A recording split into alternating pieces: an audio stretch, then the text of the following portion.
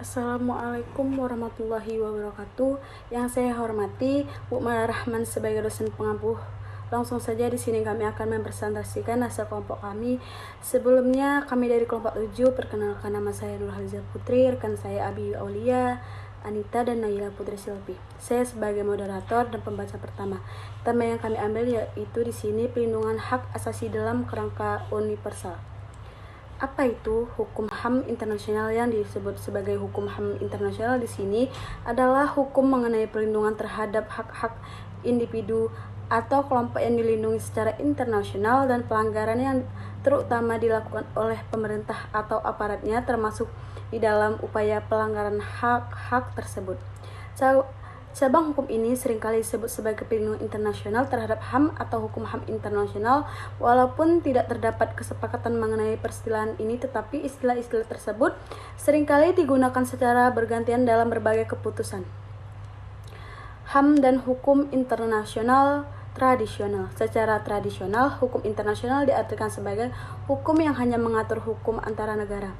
Oleh karena itu, negara merupakan satu-satunya subjek hukum internasional dan memiliki hak-hak hukum menurut hukum internasional. Definisi tradisional ini kemudian pada masa setelah Perang Dunia Kedua diperluas hingga mencakup organisasi internasional. Sebagai subjek hukum internasional yang dimiliki hak-hak tertentu berdasarkan hukum internasional, manusia sebagai individu dianggap tidak memiliki hak-hak menurut hukum internasional, sehingga manusia lebih dianggap sebagai objek hukum daripada sebagai subjek hukum internasional. Teori mengenai sifat hukum internasional ini kemudian membentuk kesimpulan bahwa perilaku negara terhadap warga negaranya tidak diatur oleh hukum internasional, sehingga tidak ada pengaruhnya terhadap hak negara-negara lain. Karena hukum internasional tidak dapat diterapkan terhadap pelanggaran HAM suatu negara terhadap warga negaranya, maka seluruh permasalahan ini secara eksklusif berada di bawah yurisdiksi domestik setiap negaranya. Baiklah, selanjutnya akan dilanjutkan kepada rekan saya Abiyu Aulia. Kepada Abiyu Aulia, saya persilakan. Terima kasih atas rekan saya. Saya akan melanjutkan presentasinya. Perjanjian internasional tentang HAM sebelum Perang Dunia Kedua. Suatu prinsip dalam hukum internasional menyatakan bahwa suatu negara membatasi kedaulatannya dengan suatu perjanjian internasional dan dengan demikian telah menginternasionalisasikan suatu hal yang sebelumnya tidak diatur oleh hukum internasional. Sebagai contoh, suatu negara membuat suatu perjanjian dengan negara lain yang pada intinya menyepakati untuk memperlakukan secara manusiawi warga negara mereka dan sekaligus mengukuhkan hak-hak asasi tertentu. Dalam hal ini telah terjadi internasionalisasi hal-hal yang sebelumnya secara eksklusif berada di dalam yurisdiksi nasional. Karena negara yang bersangkutan tidak dapat lagi menyatakan bahwa perlakuan terhadap warga negara sepenuhnya merupakan urusan dalam negeri. Prinsip ini sangat berperan penting di dalam perkembangan hukum HAM internasional dan internasionalisasi HAM secara gradual.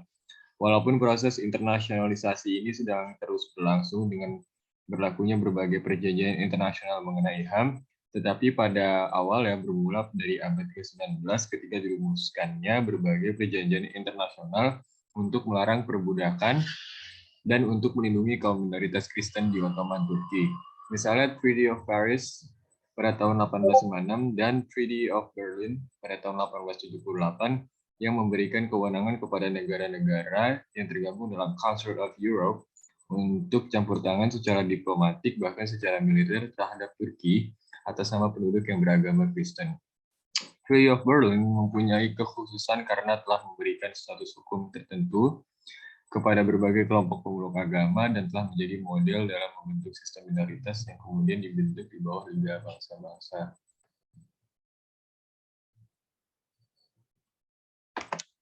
Peranan PBB dalam perlindungan HAM. Wewenang Majelis Umum di bidang penanganan hak-hak asasi didasarkan pada pasal 55C piagam yang berisikan penegasan atas penghormatan secara universal dan efektif hak-hak asasi dan kebebasan-kebebasan pokok bagi semua tanpa membedakan suku, kelamin, bahasa, dan agama. Pasal 55C ini diperkuat dengan pasal 13 ayat 1 mengenai upaya-upaya Majelis Umum untuk mempermudah pelaksanaan hak asasi dan kebebasan pokok tersebut.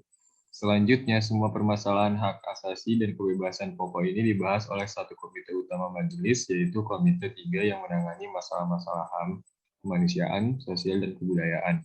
Majelis Umum juga dibantu oleh salah satu organ utama PBB, yaitu Dewan Ekonomi dan Sosial yang dapat membuat rekomendasi agar terlaksananya penghormatan yang efektif terhadap hak asasi dan kebebasan pokok.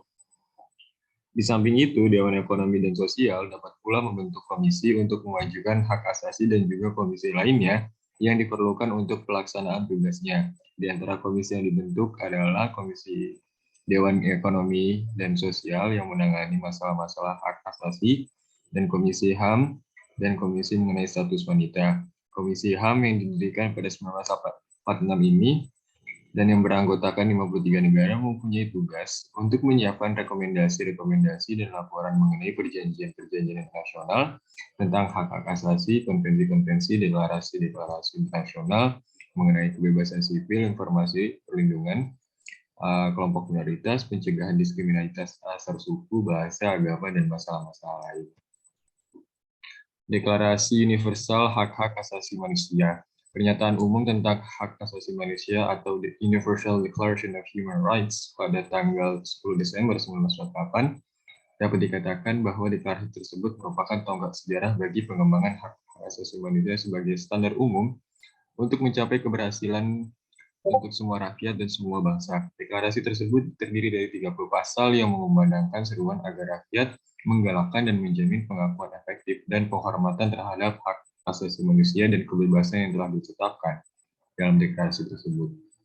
Deklarasi ini diterima oleh 49 negara, tidak ada yang menentang, abstain, dan berisikan hak-hak sipil politik tradisional beserta hak-hak ekonomi, sosial, dan budaya. Hak yang diuraikan dalam deklarasi tersebut dapat dikatakan sebagai sinestesa antara konsepsi liberal barat dan konsepsi sosialis. Dalam deklarasi universal tersebut belum ada ketentuan mengenai hak rakyat untuk menentukan nasib. Pasal 1 dan 2 deklarasi menegaskan bahwa semua orang dilahirkan dengan martabat dan hak-hak yang sama dan berhak atas semua hak dan kebebasan sebagaimana yang ditetapkan oleh deklarasi tanpa adanya diskriminasi. Sedangkan dalam pasal 3-21 deklarasi tersebut menempatkan hak-hak sipil dan politik yang menjadi hak semua orang. Hak itu antara lain adalah hak untuk hidup, kebebasan dan keamanan pribadi, bebas dari perbudakan dan penghambaan, bebas dari penyiksaan atau perlakuan maupun hukuman yang kejam, tak berperi kemanusiaan ataupun merendahkan derajat manusia, hak untuk memperoleh pengakuan hukum di mana saja sebagai pribadi, hak untuk pengampunan hukum yang efektif, bebas dari penangkapan, penahanan ataupun pembuangan yang semena-mena. Selanjutnya akan dilanjutkan rekan saya. Terima kasih. Baik, selanjutnya instrumen-instrumen yuridik hak-hak asasi manusia. Setelah diterimanya Deklarasi Universal pada tahun 1948, timbul pemikiran untuk pemajuan dan perundangan terhadap hak-hak asasi dalam dokumen-dokumen yuridik yang mengikat negara. Pada tanggal 16 Desember 1966, Majelis Umum menerima 2 perjanjian mengenai hak-hak asasi manusia, yaitu International Covenant on Economic, Social, and Cultural. Perjanjian internasional mengenai hak-hak ekonomi, sosial, dan budaya mulai berlaku 10 tahun kemudian, yaitu tanggal 3 Januari 1976 dan sampai bulan Desember 2003 sudah diratifikasi oleh 148 negara. Selanjutnya, perkembangan HAM dalam hukum humaniter. Perkembangan HAM pada abad ke-19 sangat dipengaruhi oleh pembentukan Komite Palang Merah Internasional. Hukum Jenewa mengatur mengenai perlindungan korban perang dan perlakuan terhadap tawanan, dan juga mengatur mengenai perlakuan terhadap penduduk sipil pada masa perang dan pembatasan cara-cara perang. Hukum Jenewa merupakan salah satu dari 2 aturan pokok dalam hukum humaniter. 15 peristiwa penting lainnya dalam perkembangan HAM internasional, yaitu dengan lahirnya Liga Bangsa-Bangsa. Tujuan daripada Liga Bangsa-Bangsa untuk memajukan kerjasama internasional mencapai perdamaian dan keamanan internasional. Selanjutnya akan dilanjutkan oleh rekan saya. Dari Liga Bangsa-Bangsa terdapat 3 pembaruan yang dibuat, yaitu dengan adanya perjanjian mengenai minoritas, perkembangan hak-hak pekerja internasional, dan penghapusan perbudakan. Pada tahun 1945, lahirlah Perserikatan Bangsa-Bangsa atau PBB, United, sebagai ganti daripada Liga Bangsa-Bangsa.